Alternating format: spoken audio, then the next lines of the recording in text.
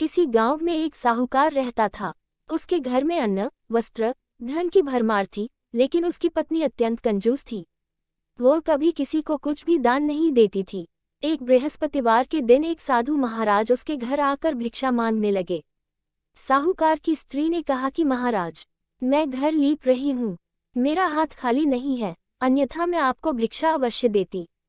वही साधु महाराज कुछ दिन बाद फिर पधारे तो उस स्त्री ने कहा कि मैं अभी अपने बच्चे को खाना खिला रही हूँ, हाथ खाली नहीं है, आप किसी और समय पधारे। इसके बाद तीसरी बार भी साधु महाराज के आने पर उसने यही बात कही। उसकी बात सुन साधु ने कहा कि यदि तुम्हें पूरा ही अवकाश मिल जाए तब तुम मुझे भिक्षा दोगी।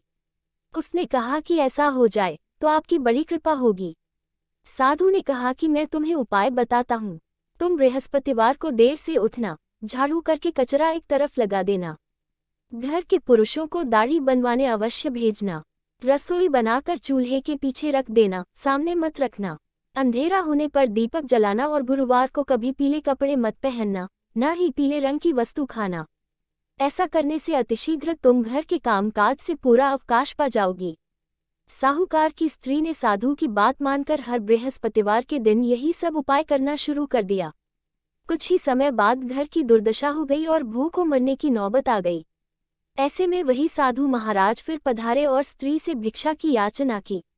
साहूकार की स्त्री ने कहा कि महाराज, मेरे घर में ही खाने को अन्न नहीं है, मैं आपको क्या दे सकती हूँ।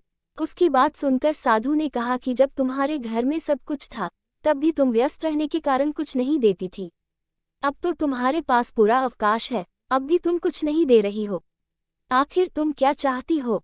अब उस स्त्री ने साधु को पहचान लिया और उनके पैर पकड़कर बोली कि महाराज, कोई ऐसा उपाय बताएं कि मेरे दुर्दिन मिट जाएं और मेरा घर पहले की तरह अन्न धन से परिपूर्ण हो जाए।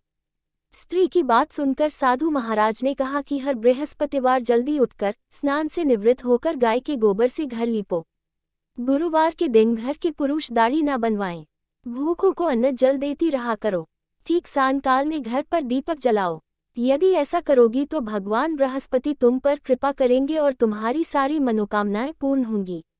साहूकार की पत्नी ने ऐसा ही किया और उसका घर शीघ्र ही सभी प्रकार के ऐश्वर्य से भर गया।